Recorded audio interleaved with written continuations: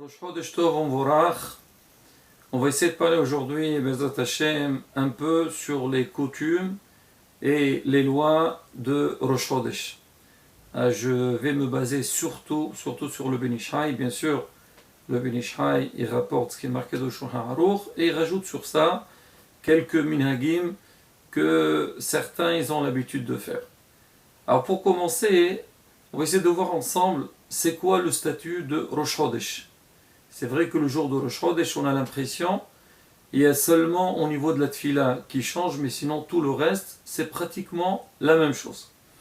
Rabota, il faut savoir que le Rosh Chodesh, à la base, il devait être aussi un jour de Yom Tov. Mais malheureusement, suite aux fautes du veau d'or, on a perdu ce jour de Yom Tov. Il s'est transformé en un jour, ce qu'on appelle un peu comme Yom Tov. Alors je m'explique. On dit que les trois Shalosh Regalim, les trois grandes fêtes, Pesach, Shavuot et Sukkot, eux, ils sont par rapport aux Avot Ardoshim, Abraham, Ishaq et Yaakov. Et les 12 mois, ils étaient par rapport aux Shvatim. Chaque Shevet, il avait donc un Rosh Chodesh, c'était comme si un jour de fête pour lui, et donc ça devient une fête pour tout le clan d'Israël. Mais malheureusement, comme le peuple d'Israël il a fauté, il a fait le veau d'or, donc on a perdu ce privilège, donc ce potentiel de ce jour-là. Mais vu que les femmes, elles n'ont pas voulu participer à la faute du veau d'or, alors ils ont reçu ça en tant que jour de fête pour elles. Mais il va être considéré comme, on va dire, comme Hol HaMoed, un peu moins. C'est la raison pour laquelle, alors il y a beaucoup de femmes, pendant le jour de Rosh Chodesh, ne font pas des travaux. Alors même ça, il y a beaucoup de minhagim, il y a beaucoup de coutumes, certains ne font pas du tout les travaux pénibles. Mais d'autres, elles ne font pas seulement tout ce qui est avec la couture, le tissage. Alors pourquoi seulement cette mélacha, ce travail, ils ne le font pas? Parce qu'on dit, ils ont vu par rapport au Mishkan. Dans le Mishkan, on avait vu que les dames, elles ont participé au tissage. Comme c'est marqué dans le Passour, Bechol Isha Hachmatlev, Beyadeha Taou. Les femmes, elles ont participé donc au tissage. C'est pour ça que le jour de Yom Tov, de Rosh Chodesh, les femmes ne font pas donc tout ce qui est lié avec la couture. Mais malgré tout, on voit dans la Tfila qu'on fait le Hallel. En règle générale, les jours de fête, on fait Hallel Gamour. L'Igmor est Hallel, on fait le Hallel complet. Alors que Rosh Chodesh, on fait seulement l'Iqro. Au niveau de la bracha, donc il y a des discussions, si Dieu veut, on parlera de ça un autre jour. En Israël, la majeure partie des communautés ne font pas la bracha de l'Iqro, mais nous, on fait l'Iqro. Alors on dit, donc on fait comme Hol HaMoed, on ne fait pas le Hallel Gamour. Il y a aussi autre chose qu'on voit au niveau de la tefila, c'est que le jour de Rosh Chodesh, on fait comme le Shabbat et les jours de fête, il y a aussi Moussaf. Et dans Moussaf, on ne met pas les tefilin. Alors comme le jour de Shabbat et Yom Tov, on ne met pas, alors aussi Moussaf. On dit pourquoi on ne met pas les tefilin? Parce qu'on dit que pendant Moussaf, quand on fait la Hazara, on fait ce qu'on appelle Keter, Keter itenu lecha. Et c'est quoi Keter? Keter, une couronne. Et les tefilin, ils sont considérés comme une couronne. Chaque fois que le juif, le Ben Isaï va mettre les tefilin sur lui, c'est une couronne atara qu'il a mis sur sa tête.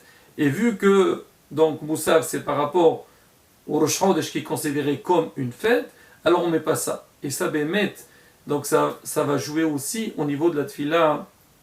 Si jamais quelqu'un il est à la synagogue, il est venu en retard ou il n'a pas encore fini sa prière de Shahrit, et les fidèles de la synagogue, ils ont déjà démarré Moussaf. Alors beaucoup ils disent que si jamais tu ne vas pas prier avec le Kahal Moussaf, il vaut mieux soit sortir à l'extérieur, ou sinon il faut vraiment couvrir tes tefilin pour ne pas être différent que les autres. Mais ça va plus loin que ça, que si jamais quelqu'un, il est, on va dire, lui il fait pas Moussaf, il fait Shahrit, et ils vont faire Keter. Il doit faire attention que les tefilin qu'il a sur lui, il faut qu'ils ne soient pas vraiment mis selon la halakha. On parlera de ça si Dieu veut dans les prochains cours où il faut placer les tefilin, mais quoi qu'il arrive, le Ben Ish Chai rapporte, il dit que les tefillin, on sait que celui de la tête, il faut qu'il soit face à ses yeux. Il dit si jamais ils vont faire ketat, il faut qu'il le bouge, il ne faut pas qu'il soit à sa place.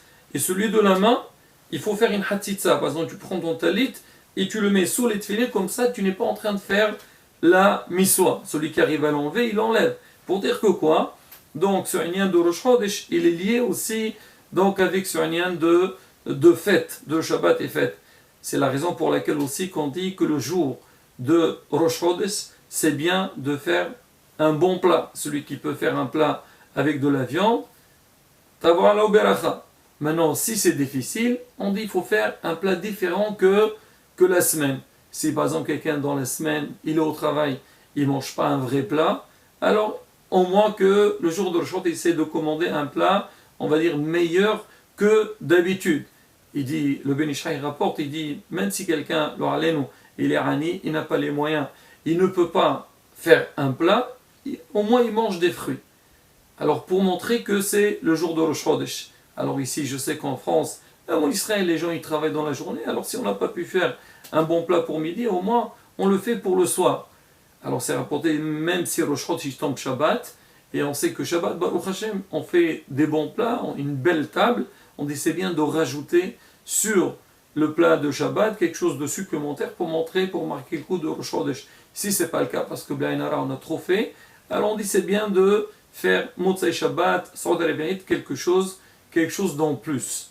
Alors maintenant ça au niveau, donc on a dit au niveau de la Tfila, on reviendra pour la Hamida, et il y a aussi autre chose, on dit qu'on n'a pas le droit de jeûner le jour de Rosh Chodesh, parce que c'est comme un jour de fête. On dit aussi, il ne faut pas aller dans les Bet Akvarot pour pèleriner, donc chez quelqu'un, pour visiter un niftar, il ne faut pas.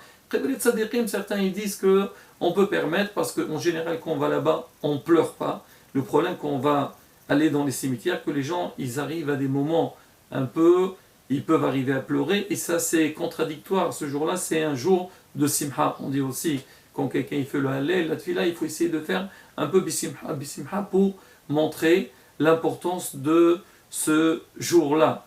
Au niveau de la tfila, alors on doit faire Ya'ale ou Yavo dans la Hamida. On dit si quelqu'un il a oublié de faire Ya'ale ou Yavo le soir, il n'a pas besoin de recommencer, mais dans la journée, s'il oublie Ya'ale ou Yavo, il faut qu'il recommence la Hamida. Pourquoi? Parce qu'on dit que, on sait qu'à la base, le Rosh Chodesh, on dit on doit faire Kiddush HaChodesh, comme Akadosh Baruch Hu a dit Moshe pour Rosh Chodesh Nissan, il a dit Kazer et Kadesh, il faut voir la lune pour sanctifier le mois, pour démarrer le mois.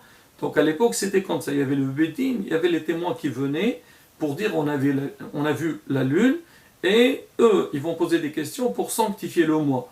Aujourd'hui on ne fait plus ça, parce que il y a Haramim ils ont instauré, ils nous ont fait le compte pour toutes les générations, on sait quand est-ce qu'il tombe chaque mois. Alors maintenant, vu que le Rosh Chodesh, le Bédin il ne travaille pas le soir, si quelqu'un il a oublié, il ne recommence pas, mais dans la journée il doit recommencer. Mais malgré tout, si quelqu'un il est au milieu de la Hamida, Shmona Esrei, il s'est rappelé qu'il n'a pas fait Ya'ale ou Yavo. Alors on dit le soir, si tu es dans la tefila de Arvit, alors si tu n'es pas encore arrivé à la bracha d'après, Baruch Ata Hashem, Amahazel Shechinat Olision. Si tu as dit Baruch Ata et tu n'as pas encore dit le nom d'Hashem, alors tu recommences depuis RSC. Mais si tu as dit Baruch Ata Hashem, tu n'as pas besoin de dire la Medene Hoqecha pour ne pas faire Bracha Levatala et recommencer, tu continues, parce que le soir ça ne dérange pas. Mais si c'est le matin ou l'après-midi, tu as dit Baruch Ata Hashem, alors tu dis la Medene Hoqecha et tu reprends depuis RSC. Maintenant, si tu as continué, si tu n'as pas commencé Modim, alors tu intercales là-bas le Ya'ale ou Yavo par rapport à Rosh Chodesh, mais si tu as déjà démarré Modim, tu reprends depuis RSC.